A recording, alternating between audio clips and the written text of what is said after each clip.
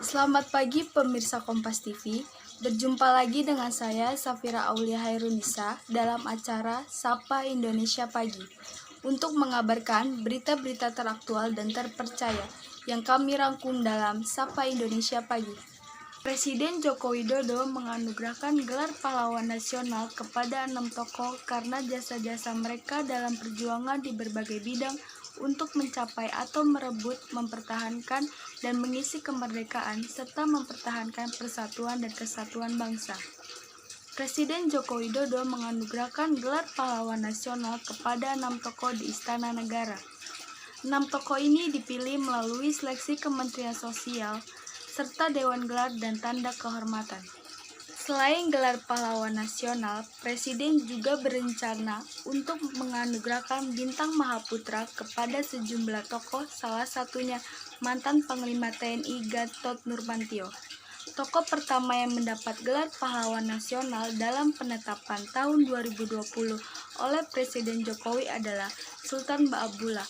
Tokoh dari Provinsi Maluku Utara ini lahir di Ternate 10 Februari 1528. Ia adalah Sultan ke-7 dari Kesultanan Ternate Kepulauan Maluku yang memerintah sekitar tahun 1570 hingga 1583. Selama kepemimpinannya, ia berhasil membawa pasukan mengusir Portugis di Ambon, Buton, Selayar, Makassar, dan Ternate. Berikutnya ada tokoh dari Provinsi Papua Barat, Mahmud Singgire Rumagaisan, lahir di Sekar Kokas, 27 Desember 1885. Ia adalah pejuang integrasi Papua yang berjasa dalam menentang pemerintahan kolonial Belanda di Papua dan ikut aktif memperjuangkan Irian Barat menjadi bagian dari Republik Indonesia. Tokoh ketiga adalah Jenderal Polisi Purnawirawan Raden Said Cokrodiatmojo, pahlawan nasional dari Provinsi DKI Jakarta ini, lahir di Bogor 7 Juni 1908. Ia adalah kepala kepolisian pertama di Indonesia yang menjabat pada 29 September 1945 hingga 14 Desember 1959. Adapun tokoh dari Sulawesi Utara, Arnold Mononutu, lahir di Manado 4 Desember 1896. Arnold pernah menjabat sebagai Menteri Penerangan di masa pemerintahan Presiden Soekarno tahun 1949 hingga 1950. Tidak hanya itu, ia juga dipercaya menjadi duta besar pertama mewakili Republik Indonesia untuk Tiongkok, yakni di tahun 1953 hingga 1955. Mr. Sultan Muhammad Amin Nasution turut ditetapkan sebagai pahlawan nasional kemarin. Ia lahir di Longa, Aceh, 22 Februari 1904. Tokoh dari Provinsi Sumatera Utara ini merupakan gubernur pertama Sumatera Utara dan Riau.